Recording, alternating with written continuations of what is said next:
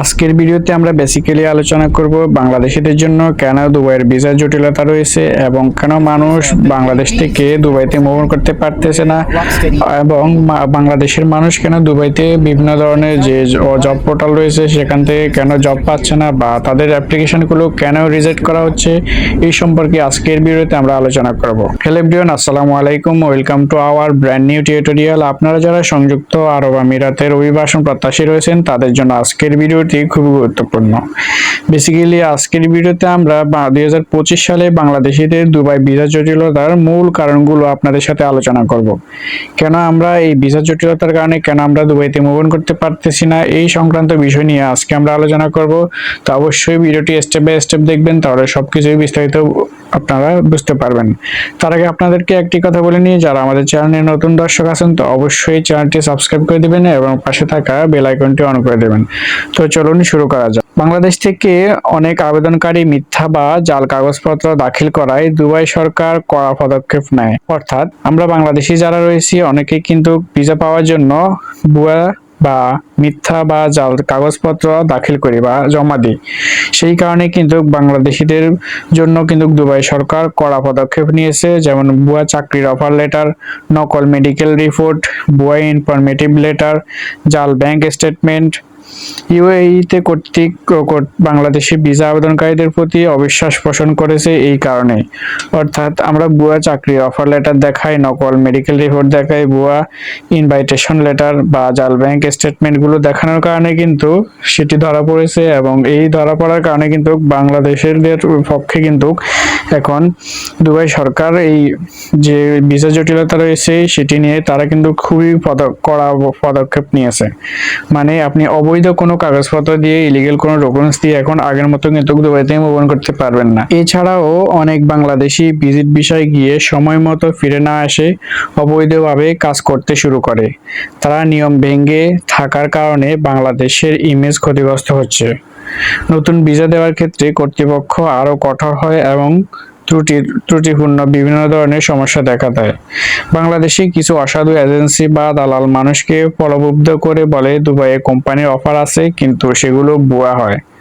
মানুষ লক্ষ লক্ষ টাকা দিয়ে ভুয়া ওয়ার্ক ভিসা কিনে প্রতারিত হয়। ভিসা পেয়ে তারপরে দেখা যায় যে কোনো কাজ নেই, কোম্পানি নেই, কোম্পানি বন্ধ।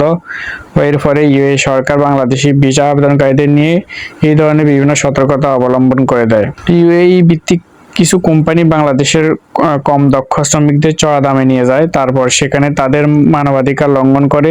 তারা অনেক সময় ভিসা দিয়ে ঢুকিয়ে নির্ধারিত কাজ না দিয়ে অন্য কাজে নিয়োগ দেয়।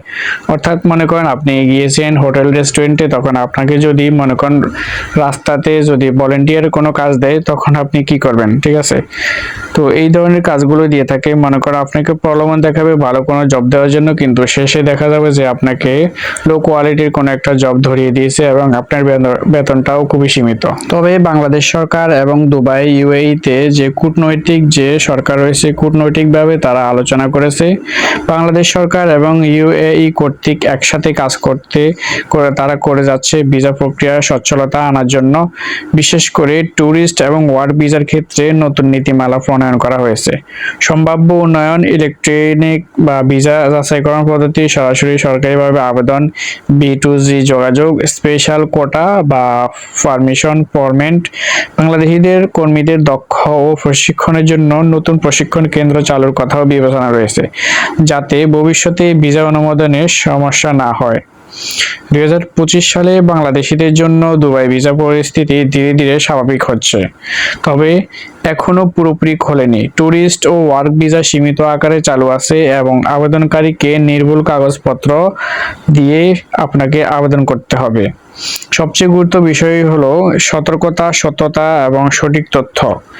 আপনারা যদি দুবাই যাওয়ার পরিকল্পনা করে থাকেন তাহলে আজ থেকেই প্রস্তুতি নিন, কাগজপত্র ঠিক করুন এবং ট্রাস্টেড মাধ্যমে বেছে নিন।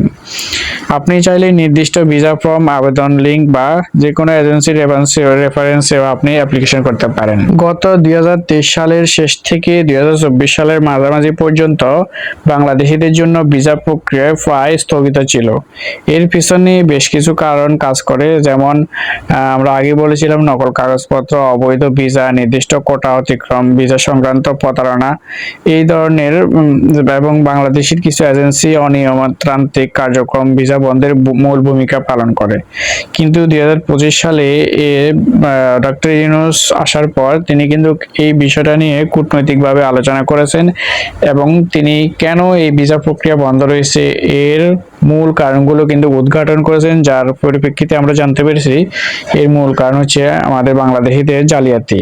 ঠিক আছে, ভুল ইনফরমেশন, সঠিক তথ্য না দেওয়া, অবৈধভাবে কাগজপত্র রেডি করা, হ্যাঁ, মনে করেন জন্ম নিবন্ধন, জন্মসাল বেড়ে যাওয়া, এই ধরনের আরো বিভিন্ন ধরনের কাজগুলো রয়েছে তারা অনৈতিকভাবে করে থাকার কারণে এটি বন্ধ রয়েছে। তবে বাংলাদেশ সরকার এবং দুবাই ইউএইর সরকার কূটনৈতিকভাবে আলোচনার পর 2025 সালের মার্চ মাস থেকেই ধীরে ধীরে ভিসা প্রক্রিয়া খুলতে শুরু করেছে। বর্তমানে জুলাই 2025 যে ভিসাগুলো সীমিত আকারে চালু রয়েছে তার মধ্যে রয়েছে ট্যুরিস্ট ও ভিজিট ভিসা। মে 4, 2025 থেকে বাংলাদেশিদের জন্য দুবাই ট্যুরিস্ট ভিসা আবার সীমিতভাবে চালু হয়েছে, তবে প্রতিদিন একটি নির্দিষ্ট সংখ্যক আবেদনই গ্রহণ করা হচ্ছে, প্রায় 30 থেকে 50টি।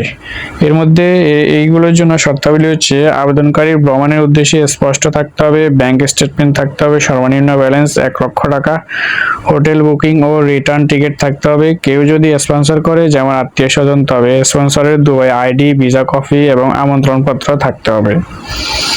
অনুমোদিত ট্রাভেল এজেন্সির মাধ্যমেও আবেদন অনলাইনে বিএফএস বা এএমইআর সেন্টারে সাবমিট করতে হবে। এরপর হচ্ছে work permit visa, employment visa. 2025 সালে মে মাসের শেষ দিকে ওয়ার্ক পারমিট ভিসার অনুমোদন আবার সীমিতভাবে শুরু হয়েছে। এখন শুধুমাত্র অনুমোদিত কোম্পানি ও স্পন্সরদের মাধ্যমে আবেদন করা যাচ্ছে, অর্থাৎ সবাই চাইলে কিন্তু আপনারা যেতে পারবে না। যে কোম্পানিগুলো স্পন্সর বা অনুমোদিত সেগুলোর মাধ্যমে কিন্তু যেতে পারবেন, তবে খুবই সীমিত। যেখানে মনে করেন আগে যদি 100 জন যেতে পারতো, সেখানে এখন 10 থেকে 15 জন যেতে পারছে, তার মানে শতকরা 15% তুলনামূলকভাবে অনেক অনেক কম। ঠিক আছে, তো আশা করি বুঝতে পেরেছেন। তো এই ছিল আজকের মূল ভিডিও, দেখা হবে নতুন কোনো ভিডিওতে। এছাড়া আপনাদের কোন ধরনের ভিসা সংক্রান্ত রিলেটেড আপনারা ভিডিও চান অবশ্যই আমাদেরকে কমেন্টস করে জানাবেন, অথবা আমাদেরকে নক করবেন, তাহলে আমরা আপনাদেরকে সেই ধরনের ইনফরমেটিভ ভিডিও দেওয়ার চেষ্টা করব। সবাইকে ধন্যবাদ। আসসালামু আলাইকুম।